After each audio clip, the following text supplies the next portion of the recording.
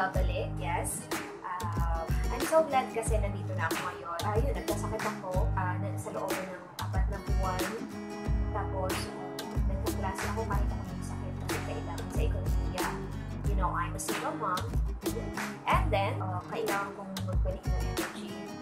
So, kailangan kong magbawas ng klase. Kailangan kong kumain ng tama sa oras at matutulog ng tama sa oras.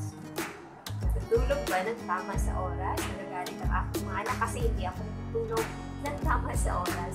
Kasi marami akong kuwalit na ginagawa. Pero mabay naman yung pagkaabala sa pagtuturo kasi lockdown ngayon. Naka-ECQ tayo and wala pa yung ibang pwedeng gawin. Pag nakahiga lang tayo, so may stroke tayo kasi sobrang init ngayon. So, yun na nga. Saka itinaon ko po ito sa Mother's Day ngayon. Gusto kong pasalamatan natin ang ating mga magulang. Actually, uli lang lubos na po ako. So, kahit uli lang lubos na ako, gusto ko pa rin alalahanin yung mga lima akong magulang. Kahit pa ba yung nanay ko namatay when I was 2 years old. And then yung tatay ko naman namatay is 20-something na ako noon eh. Namatay siya. But ganun pa man, gusto ko pa rin siyang alalahanin dahil siya nandito pa rin siya sa puso ko kahit hindi ko siya kilala at sa picture lang. So, ayun, gusto ko siyang batiin and then bigyang daan ang tayong lahat or kayong lahat na makita yung tunay na kahalagahan ng isang nanay. Ano ba yung importansya at ano ba ang kawalan ng isang nanay sa isang so guys, may inihanda po ako dito na isang bahagi, sulat ng isang magulang, sulat ng isang nanay para sa kanyang mga anak. So, panoorin po natin.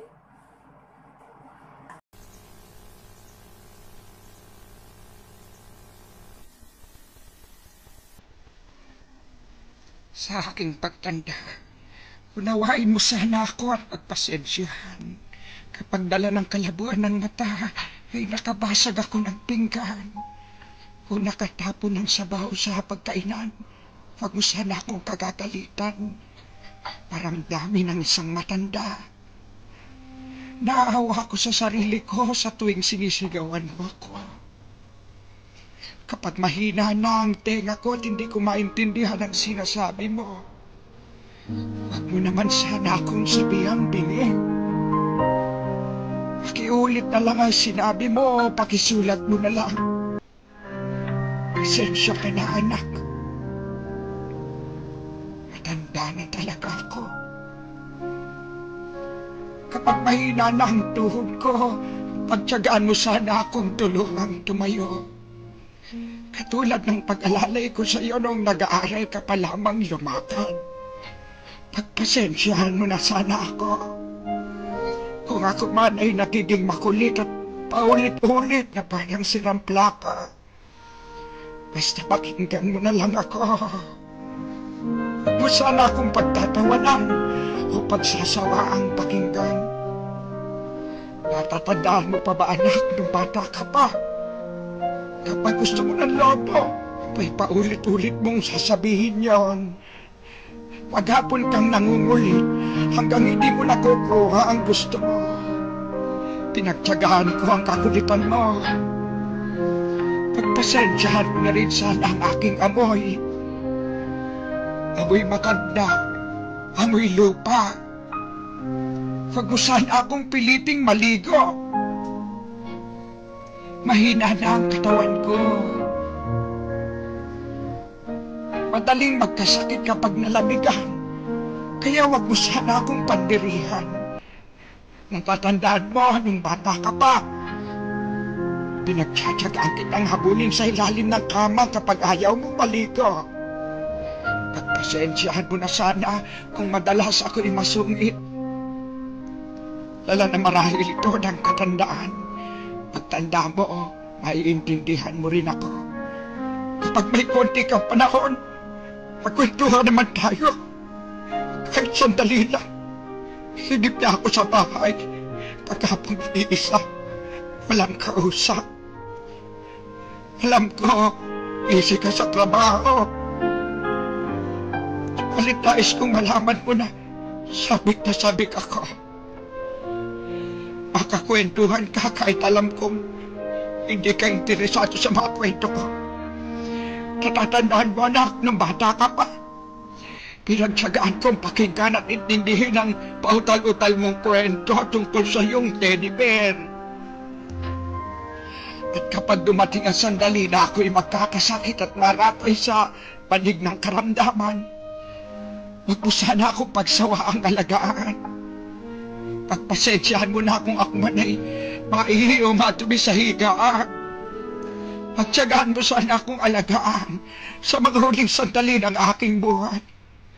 Total, di naman ako magtatagal. Kapag dumating ang sandali ng aking pagpanaw, hawakan mo sana ang aking kamay. Bigyan mo ako ng lakas ng loob na harapin ang kamatayan. At huwag ka mag-alala. Kapag harap ko na ang Diyos na lumikha, ibubulong ko sa Kanya na pagpalain ka sana. Dahil naging mapagmahal ka sa iyong ama at ina.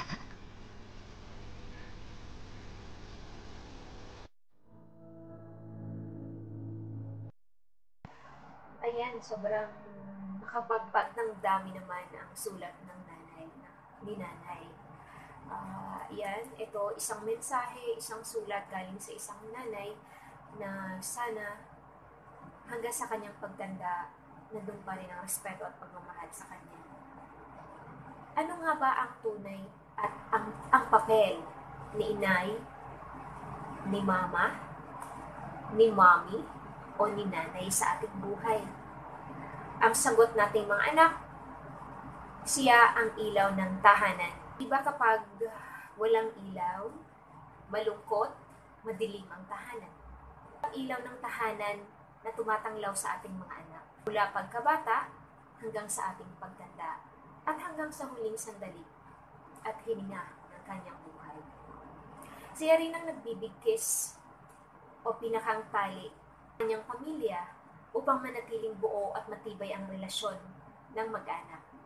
At pag nawala ang tali o ang bigkis, may ikumpara natin ito sa isang walis tingting na once na mawala ang tali nito, automatic magkakahiwa-hiwalay, nabubuwag ang dating magkakadikit-dikit na tingting. Ganon din ito sa ating buhay, sa ating mga anak. Sa isang mag-anak, once na nawala ang isang ina, hindi ko alam kung bakit pag nawala ng isang ina, para bang watak-watak na kayo. Wala kayong, nandun yung kakulangan, yung emptiness. So, siya yung pinakang tali na nagbibigay sa ating mga anak, sa ating mag-anak.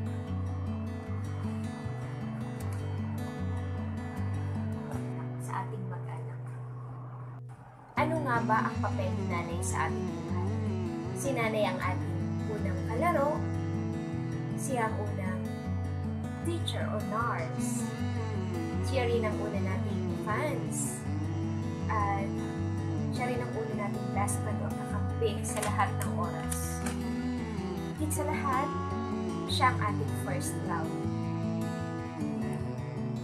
Umiiyak si nanay pag pinagtataasan natin sila ng boses dahil ayaw natin makinig o may sarili tayong mga kagustuhan at prinsipyo sa buhay dahil malalaki na tayo.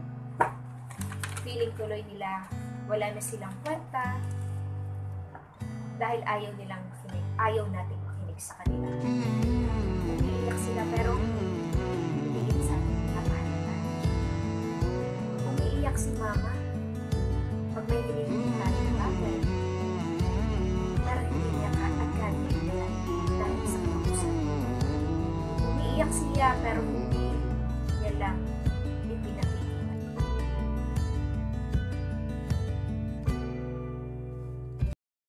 Ayan guys, sana po nagustuhan ninyo ang aking binahagi sa inyo ngayong araw na ito. Ngayong Mother's Day. Happy Mother's Day po sa lahat ng nanay sa buong mundo. Pagpalain nawa po tayo ng may kapal at bigyan tayo ng maraming buhay. Para naman po sa mga mother, sa mga nanay, mama, mommy o inay, na nasa kabilang buhay, kasama ng aking nanay. Happy Mother's Day po sa inyong lahat. Ang pagmamahal po namin sa inyo ay nandito sa aming mga puso at hindi mawawala. Mahal na mahal po namin kayo. Okay? Sana po nagustuhan ninyo ang aking munting regalo para sa lahat ng mga nanay sa mundo. Okay guys, salamat po. Maraming salamat sa inyong pakikinig, panunood. And once again, this is Pixie Dudes, and please don't forget to click like and subscribe to my channel. Once again, Happy Mother's Day. Bye for now. See you on my next video.